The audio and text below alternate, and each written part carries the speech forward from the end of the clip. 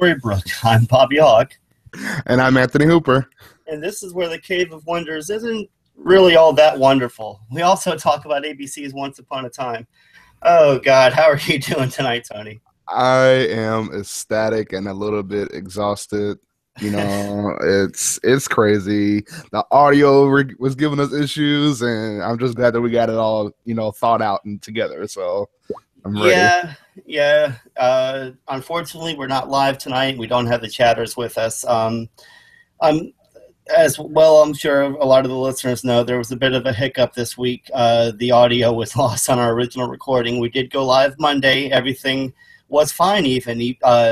We didn't even have the audio issues that we had with the return podcast. Because as you can hear tonight, Tony sounds great. Yay! But unfortunately, it does seem that something happened to the audio. There's some theories out there. I forgot who it was on Facebook was saying that maybe Mr. Gold magicked it away. But regardless, we must triumph forward. All right. Yay. So, anyway, we are going to be talking about this week's Street Rats, even though it was like 5 days ago, and we do want to get a recording up for this episode. And so just in general, what did you think about Street Rats? Well, I mean, it was a great episode in the sense of that we finally got Aladdin, you know, if anything, because we've only been begging for Aladdin for, 6 years? Well, we did get the cold open of the season more or less had him. And then I guess this would be the first time we've seen him since then, correct? Correct, yeah. So, I mean, in my opinion, it was a good episode. There were some high points and there were some low points in there, but hey, at least we finally got our Aladdin, and that is not his only episode. True. Yeah, obviously we're going to be seeing more of him going forward. And anyway, now that you've obviously brought up Aladdin, why don't we just talk about the obvious Disney nods and the once twist that we had on his story. I more or less enjoyed the characterization. Karen David, I believe, is the name of the person who did Jasmine. She was great on Gallivant. You know what? Just a moment. I just wanted to say that we forgot to mention that Liz isn't here tonight. Yes. Yeah, I think Jafar kidnapped her. Yeah. No, actually, I heard that she's playing savior to her mother, because unfortunately her mother couldn't get home and she had to play the savior. But shout out to Liz. She will be usually joining us every Monday, on the live feed and in chat, obviously. But anyway, I didn't mean to interrupt the conversation. I just wanted to give a shout out to Liz. But like I was saying, Karen David was great on Gallivant, and her character was on that show was a lot like a Princess Jasmine type character. So she had the experience at least. Yeah, and she's got a great singing voice. I believe I don't have the link. I should have pulled it up, but not to say I would play it, because God forbid YouTube takes the audio down again. Yes. But and that's not what happened last time either. We didn't play anything. Anyway, I don't even want to vex that. Yeah. No voodoo. No voodoo. No voodoo magic. We don't need that dark magic. But Karen David was great on Gallivant, and like I said, she did play kind of a similar princess type character, or princess, even Jasmine type character. And I love the once twist on the story, except for the fact it seems like Aladdin is the genie, like him being the savior is it's in place of there being a genie. He's the genie, and I don't know how I feel about that. Although the other day when we were talking, I believe it was Liz that brought up the point that how are they going to live up to Robin Williams? So I mean, I kind of see where they were coming from, that you can't really yes, we do know that there are genies in the world, because there was Once Upon a Time in Wonderland with I believe Cyrus was Alice's genie. Yeah. So it just seemed odd that there wasn't a genie in this story, even though very, very. I mean, even if it even if it was someone that was I wouldn't say subpar or anything. I mean, like just a person who can play a wacky genie with a great personality, things like that.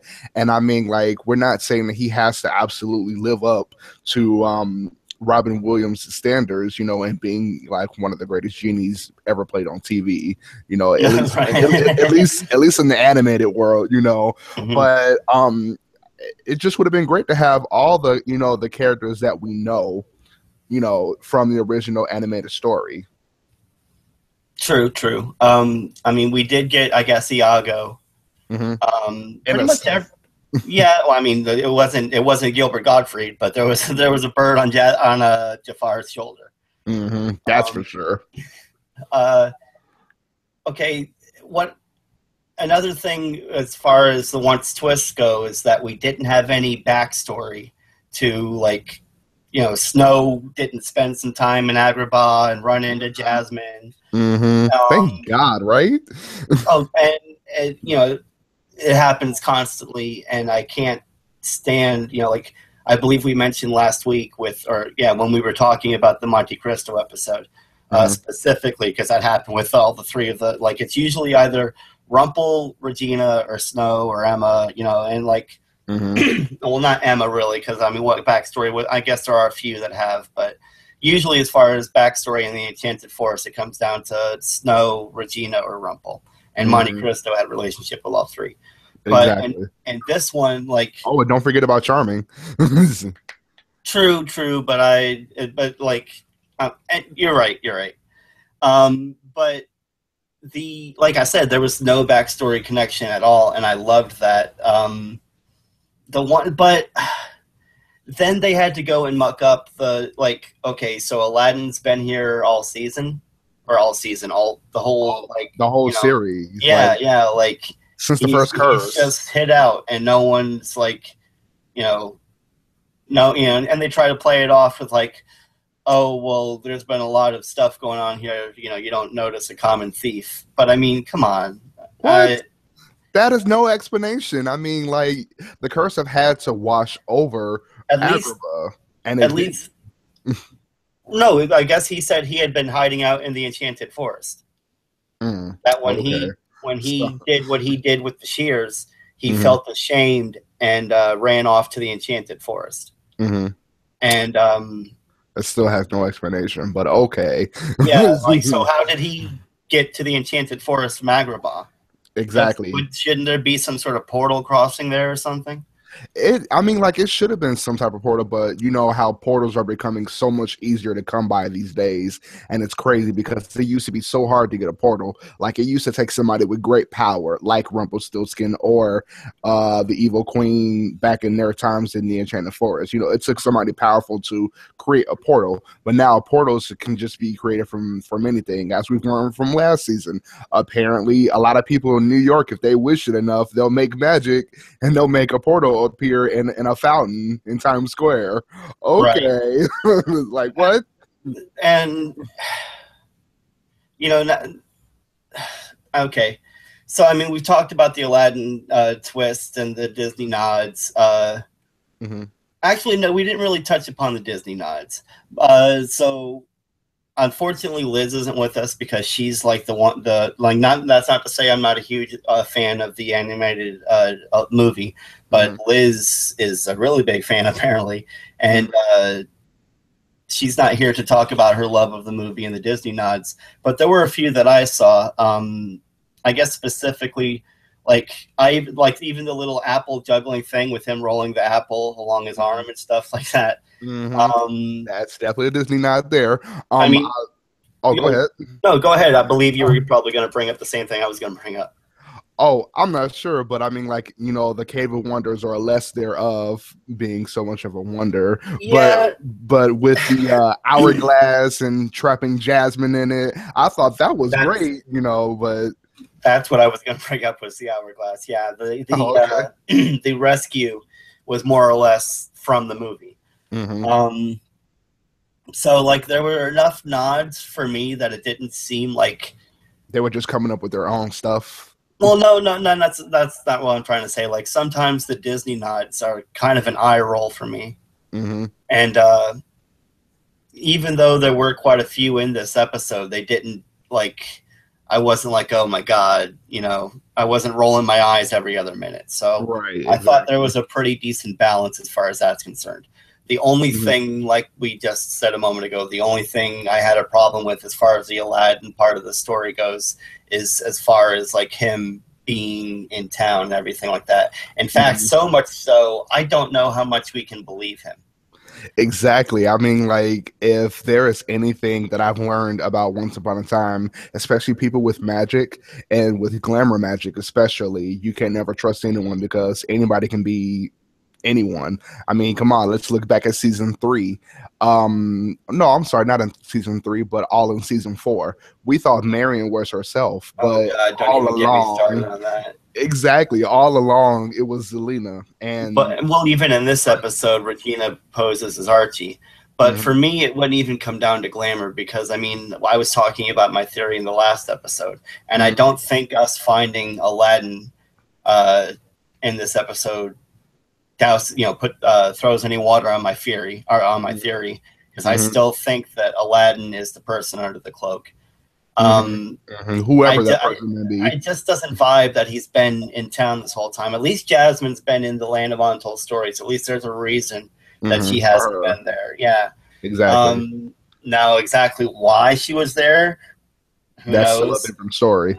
I mean, there were so many things that were brushed past in this episode. It almost felt like they were trying to get from one point to another for some reason. Like there was just this huge pivot that had to happen in this episode because, like, all of a sudden the Oracle dies, which is I'm still kind of turned around on that because you see Jasmine running in the woods and she's running from seeing the Oracle dead or anything. Why would you run? That's the biggest.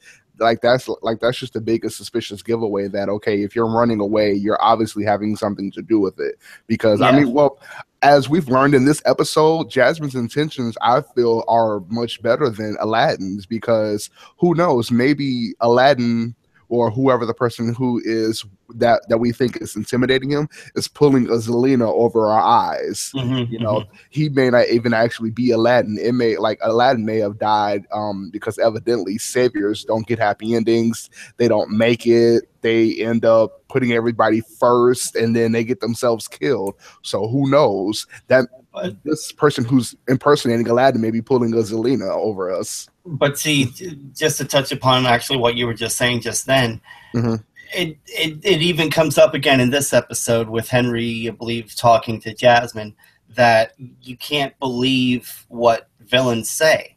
As far as like what you were just saying, as far as apparently saviors don't get a happy ending, and all these other things. That's not necessarily true if you listen to Henry and everyone else saying that you can't believe everything a villain says. And that's another reason, as far as I'm concerned, is if Aladdin is the villain, why should we believe him when he says he's been here for the past 6 years? Because I just find that so hard to believe. Yeah, definitely. I find that very hard to believe, because there should have been some type of you walking around the town, even if we didn't know who you are, you should have came up in an episode like as a stranger or whatever, because that's what tends to happen in shows like this. I mean, it just seems like a person who is of utmost importance later on in the show may be less important in the beginning because they're just wandering around and they're not really important because their story hasn't come up yet. Now, that I would have believed, but evidently, there's got to be an explanation always about and their characters, and say, oh, I've been here since the first curse, like that maiden last week. That's my biggest complaint about this show, is that you have to just watch each week and just take, it's almost like, don't even almost watch it like it's a procedural. like you don't even take backstory into consideration sometimes, because it's just going to drive you crazy when you try to reconcile when you try to reconcile all of it. But like I was saying, though, they as far as this episode in particular goes, it felt like they were trying to like pivot so hard, like, I don't know. It feels like the story has been moving along at a pretty good pace, but not brisk, and then all of a sudden today they just like threw the throttle and into turbo or whatever. I don't even know. I'm not a car guy. I get you. Yeah, they threw the story into gear, into motion, things like it that. wasn't even about motion. That's what I'm saying. Is there was no, like, things just happened and there was no explanation. Like they were just trying to get to a story point, and they just was like brushing everything aside, like we were talking about with the Oracle, and with Jasmine in the woods, and with Archie with the secret, with Emma. I mean, just everything. It just seemed like everything was so rushed in this episode. There was no explanation for anything. And well, you know where the explanation is going to come from. In the if you've seen their deleted scenes say a lot that should be in the episode, like most important information about how this happened, instead of it just happening and then there's no type of explanation. It's like it never fails, because if you've seen the deleted scenes of past seasons and everything like that, and if you've questioned a certain episode that's saying, okay, how did that happen, or when did this happen, and then it's in the deleted scenes, so it brings everything together, which kind of in my opinion, it kind of waters down the episode, is because, like, there's just a couple scenes that should have been in a certain episode that wouldn't have made it so watered down. It would have been, bigger, and it would have been like something that we thirst for every week, Yeah, I hear you, but unfortunately that's broadcast television. You've got to run for time. It's not like Netflix or some of these other streaming options where you can run 5 or 10 minutes over and it doesn't really matter. Exactly. Let's bring once to Netflix so we can have everything. Come on, Adam and Eddie. See, I don't know about Netflix because I hate binge watching. The Netflix model ruins what we do right now, as far as getting together each week and discussing it episode by episode as it's released. The Netflix model just is like everyone talks about it for like 2 weeks and then it just disappears. Exactly. And if you don't talk about it or watch it within those 2 weeks, you feel like you've missed the gun, and then you just don't even feel like watching it to begin with. I mean, but anyway, we can. Let's actually get back on the subject as far as the episode goes. I see, as far as in the docket shows, that you and I have come up with a few of our favorite scenes. What was yours, as far as with Emma and Snow? Yeah, definitely. As far as Emma and Snow, I really like that moment because they've lost a lot within 28 years as mother and daughter. As you've seen back in season 2 when they went to go back to the castle to see if the enchanted tree that, the portal that transported Emma to Storybrooke all those 28 years ago, you never really see a lot of those mother-daughter moments in there. And I like it when they sneak it into the episode and say, hey, there are never no secrets in this family, or da-da-da-da-da. And it's like, well, secrets. Right. There are a lot of secrets, and Emma's keeping one, Charming's keeping one. I'm just surprised that Snow isn't keeping one anymore. Yeah, the secrets thing, I'm glad that Emma's is out, and maybe that will, I would say that hopefully that will force others to come forward with theirs. But I believe, as we saw at the end of the episode, that's obviously not true, with Hook playing the same role that Emma did. I mean, even though Hook told Emma last season, right? It was last season? Or the season before. So. Anyway, it's hard to keep track with the way they do half seasons. But just like Hook told Emma before that, just let me go. And then obviously she couldn't let him go. Hook's just playing the same role. I mean, they love each other so much, they're willing to do anything, even go against the other's wishes in order to save them. Going against nature, things like that, and doing the unspeakable. Now, before, actually, there was something with the shears thing. How exactly do you think they work? I mean, okay, as we saw in the episode, it was actually, you know what? To be honest with you, I'm not even going to go on a ramble or anything like that, because I don't know if I can sum that up. Like, but if I had to try, I mean, it just seems like it's a type of a magical object that'll, I don't know, you Well, poke someone with it or anything like that. I'm not sure. It's tied to the fates, Mm-hmm. and the fates, your life is on a string.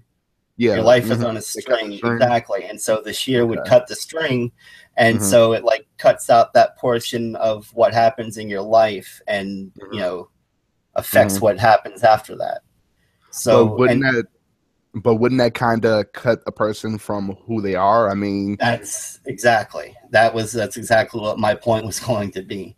Is that like it's just like you see in some of these other shows, like. Think of it as time travel, where you go back and stop an event from happening. What kind of ramifications is that going to have on everything that's happened because of that happening? You know what I'm saying? Yeah, exactly. Because that's what's supposed to happen.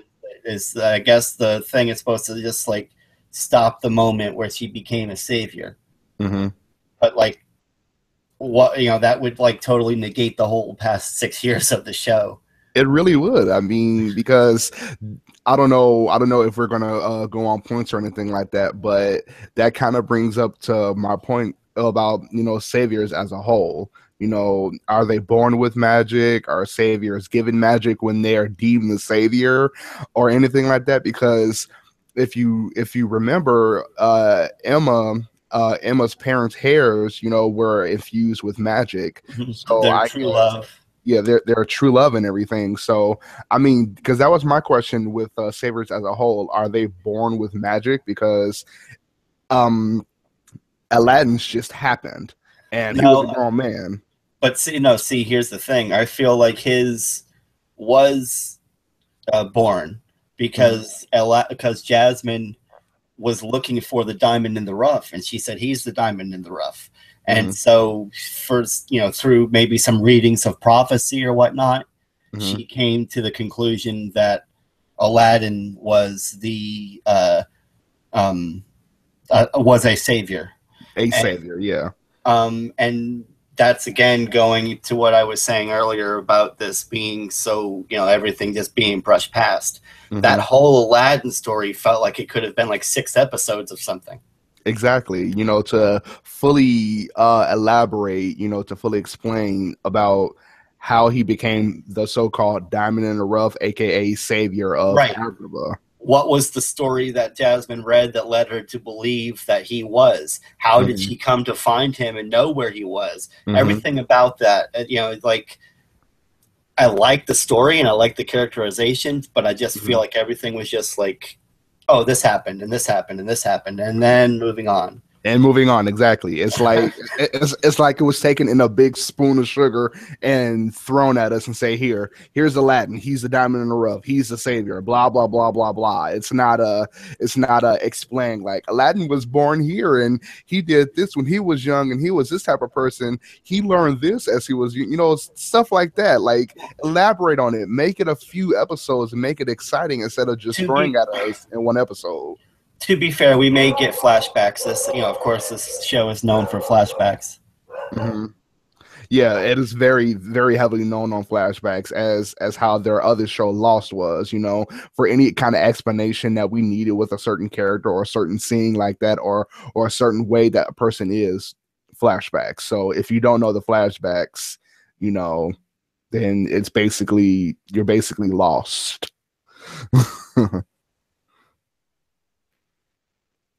Okay, so had my mic muted there for a second. Dogs wanted to bark. And there they go again.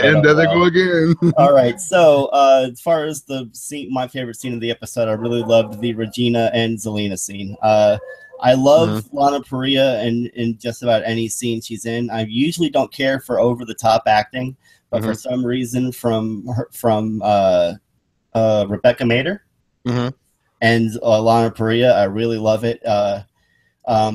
It really brings out the soapiness of the show, though. Definitely. And so you either got to love it or hate it. Exactly. But I feel like the speech that Regina was giving there was very much not only the theme of this episode in particular, but the theme of what I feel will be the theme of this season as a whole, as far as the theme of acceptance. Exactly. She was telling Zelena that her baby's not going to accept her until she accepts herself for everything that she is, being wicked and everything. And as I stated before with my with another one of my theories is that that's how I feel they'll finally rid themselves of Regina, or rid. Because it's not going to rid themselves of Regina. She's going to merge with. Okay, I keep saying Regina, but the evil queen. Yeah, you understand what I'm trying to say. Yeah, definitely. But I thought that I thought it was great for the villain to deliver that.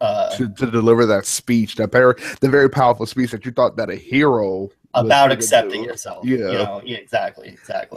It's kind of backwards if you ask me. It kind of makes you think that, which is the real quote unquote evil one, the evil side or the good side. But that's the point this whole season is making, just like they showed with Jekyll and Hyde and everything else. Speaking of him, he's dead. Oops. Yeah. And apparently you thought that Henry did a good job? Yeah, definitely. I mean, to me, as far as Anne-Marie and Bill have always said about Henry, he's basically been on reserve. He would be in an episode or two and that be it. But now it seems as if that he's grown up and everything, and he's having much more screen time.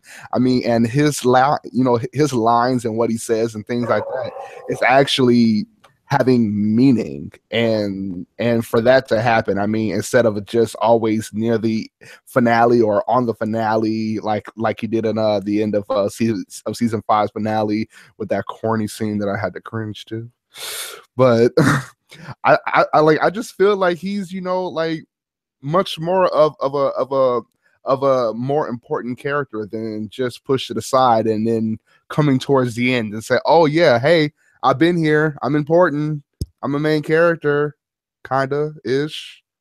But I feel like I'm very proud of what he's coming to be. Into coming into being in the show more. So right. Yeah, I do believe that he's growing. A lot of people had a lot of problems with him. And I'm not saying he's the greatest actor. I'm not. But I do believe that he's holding his own so far this season. Definitely. So I definitely agree with you there. So anyway, I feel like we've discussed the episode at length, and on our arbitrary scale, out of Elizabeth made our scale of 362 magic scarabs. What do you give this episode? Let me see here. Out of 352 scarabs, seeing as how we kind of had to go through the explanation of the whole episode again, I think I've got a better grasp on it. So I would say about out of how many again? 325? 362. Oh, 362. Yeah, I'd give it probably like a 340. Why? Because going back into it and actually making the story given depth and everything and understanding where everything is going. So I mean, definitely my score would be that. How about yours? You know what? I may go lower than yours, honestly. I'm gonna not much lower though, because I really did like I said, I like the episodes if you just take each episode as it comes. But as it comes, once you start trying to reconcile it, but I enjoyed it while I watched it. If anything, right. So you can't say that it was terrible if you enjoyed it while you were watching it. Exactly. I keep talking myself in and out of the score, but. Okay, so anyway, I'm just going to go ahead and say I'll give it a 325. Okay, and why? Well, I mean, just like I said, I mean, I really love the characterization of Aladdin and Jasmine. I love that there was no ties at all to any of the Storybrooke characters. But once you just like every other week, once you take a step back and try to start piecing all of this together in some sort of cohesive timeline, it just makes it sounds like argle bargle. Yeah, You know, no, but I totally get what you're saying. No, I mean, you got to take the show as it comes and then piece everything together. And then at the end of the season, it seems to be clear about the intentions of the villain. One thing also too that I wanted to add within of our discussion is that I'm very glad that our first villain, what little time he had on the show, he had no powers. Like, that is just totally something different. They have not had a villain without any powers yet. It was almost as if Hyde's power was that he couldn't be killed. Yeah, probably so. Because Gold was no magic. No, I hear you. I understand. Mm-hmm. Okay, so on to the news. News. All right, so do you want to go ahead and read what Liz gathered up for us there, Tony? Yes, so for our ratings here, this Sunday, Once Upon a Time had with 3.35 million total viewers, and that was at a series low. Mm-hmm. But, I mean, like, I think that they can bounce back. They always do. As of for our spoilers, Robin Hood is coming back, as if you already didn't know. Mm-hmm. I know y'all read articles and everything like that, so read them up. And you'll know who's coming, who's staying, who's going bye-bye or anything like that, with these twists. But in what capacity that we don't know yet. So we don't know if he's coming back in flashbacks, in a vision, or a ghost. I hope it's not a ghost, because just a ghost is just seeming so, useless and not enough. I mean, like, this man has been on the show for about a few years now, and he deserves more than that. I think it'll be Regina helping him find his happy ending. Yeah, exactly. Yeah, his place, his helping special him move place. On. Yeah, exactly. Mm-hmm. I agree. Oh, and August is also returning to the show for one episode only, sometime in the first half of the season, so probably around the teens, maybe. Mm-hmm. And a little spoiler surprise for you listeners that Liz has found out while searching for all of our information here. Sometime during the season, Killian may propose to Emma, and we're going to leave it at that. I mean, leave for you guys to go and follow and research on, and maybe get a once wedding. Yes, it'll be great for a once wedding, or at least, if he's going to do that, then. And if this is in fact, the last season, which there's been a lot of speculation that this may be, let's get a once wedding, just like Once in Wonderland did, with Cyrus and Alice. It'll be, or was it Cyrus and Alice? Was it Cyrus and Alice? It was Cyrus and Alice.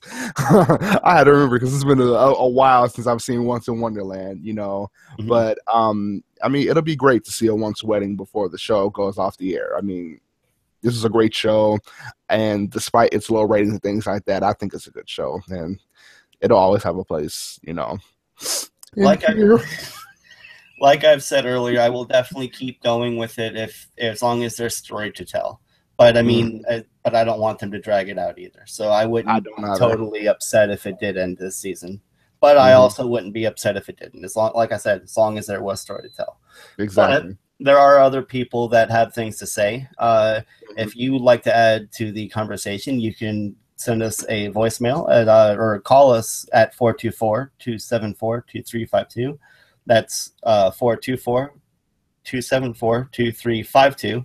And actually, we do have two people that took advantage of that feature, and that's we're going to start with Bill from Orlando.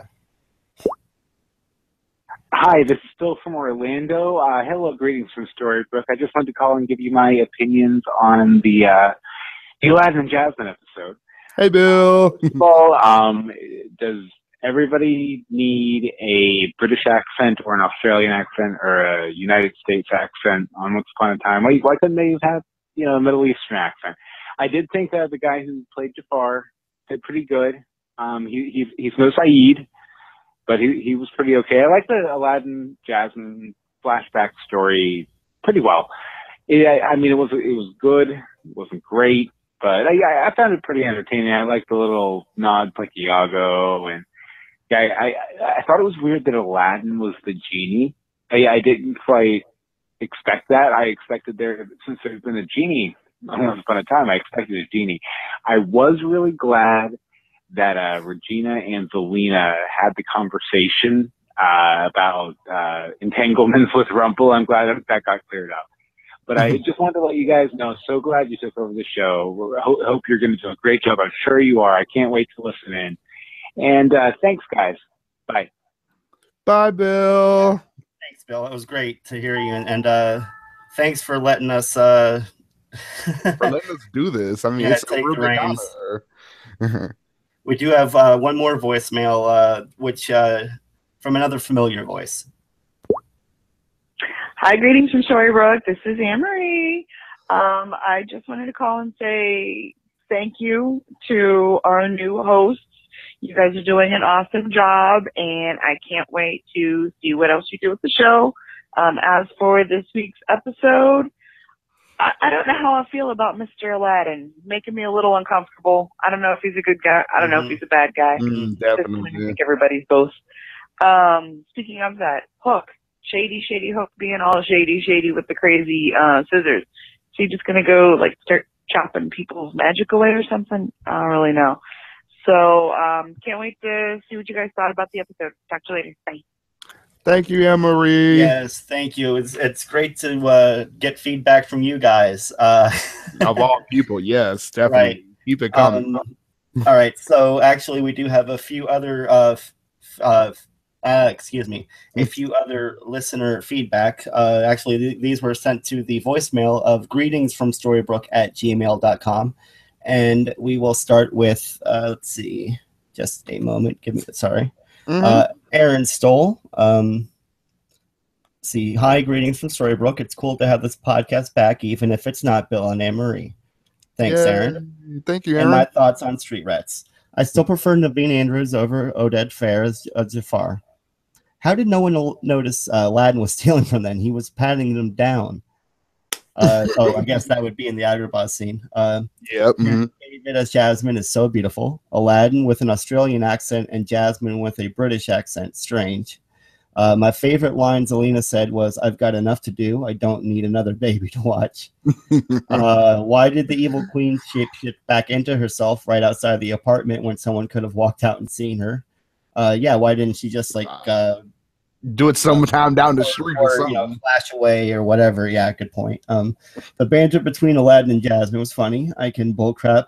Oh, I call bullcrap. I can bullcrap. I call bullcrap. How did Jafar get the fate shears? Well, I mean, and that's what I was talking about earlier about everything being so brushed past. There's things that I didn't even pick up on like that. More bullcrap. Aladdin has been in Storybrooke since the first curse, and exactly.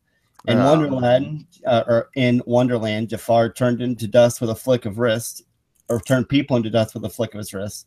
Why doesn't he just do that to Aladdin and Jasmine? Good point. Very good point. I hope Archie gets out of the cage soon. Poor guy. Yeah, we just see him come back, and then. And how did Hook row a boat with a hook? It was so predictable that Hook would keep the shears. Yes, I totally agree. And what exactly do people cut to get rid of their savior magic? Aaron, I believe we discussed that earlier in the episode. All right, so thank you, Aaron. All right, just a moment. And the next email is from Tracy Miller. Glad to have you all back. Thanks for picking up the slack, Bobby, Liz, and Tony. I always loved your feedback and voicemails. Okay, so you all did such a great job for the Return podcast. Thank you very much. Thank you. Can't wait to listen every week. The only thing I would say is Tony sounds like he's underwater, and it was distracting. But yes, I loved yes, it was. Trust us. But let's see. I'm sorry, but I loved all the feedback. To me, this is the best season since the first, for sure. The writing is good. It's not rushed, so it can build plots and keep you guessing. If Lana doesn't get nominated this year, then boo. And how hot is Rumple's haircut? No wonder EQ is purring all over him. Have a great week. Talk to you soon. Thanks for coming back, Trace. Thank you, Trace. We appreciate your comments. And Keep 'em one more email. Again from Tracy Miller. Mhm. Bobby, I loved Once Upon a Time in Wonderland too, but the new Jafar is because Naveen Andrews was not available. He's doing a Netflix show called Sense8. It is supposed to be the same Jafar fitting into this timeline. Is messing with me though. If it helps, the writers said that Wonderland took place during the season 2 of Once proper. Yes, I did know about that other show. Thank you, Tracy. Anyway, that about does it for our feedback. You can also reach us on Twitter at GF Storybrooke. Again, if you want to leave voicemail after this week's episode, what's the name of it? Dark Waters, is that right, Tony? Yes, Dark Waters. Okay, if you want to, we will be chatting Monday nights at 9. So you don't have a lot of time to get that feedback in. Trust me. Exactly. I know from experience. But you'll catch us Monday nights at 9 EST or 9 Eastern. 9 Eastern Standard Time. Thank you. And judge accordingly by your time zone. And that's at live.universebox.com. And then, of course, you can always leave your feedback at our voicemail, which is 424-274-2352.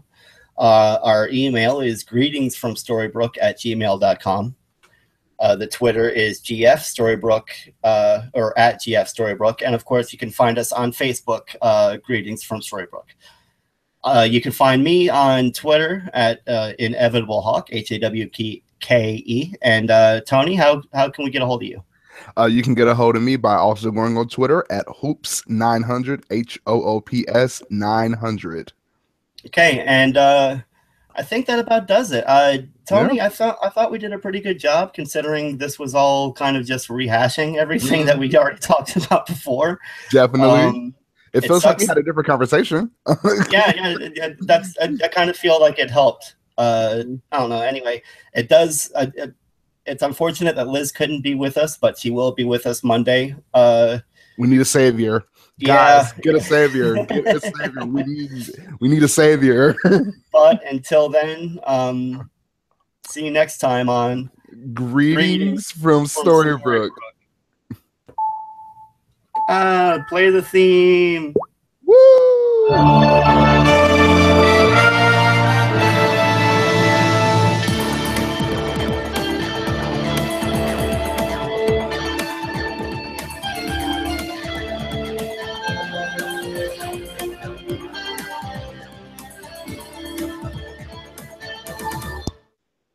And we're out.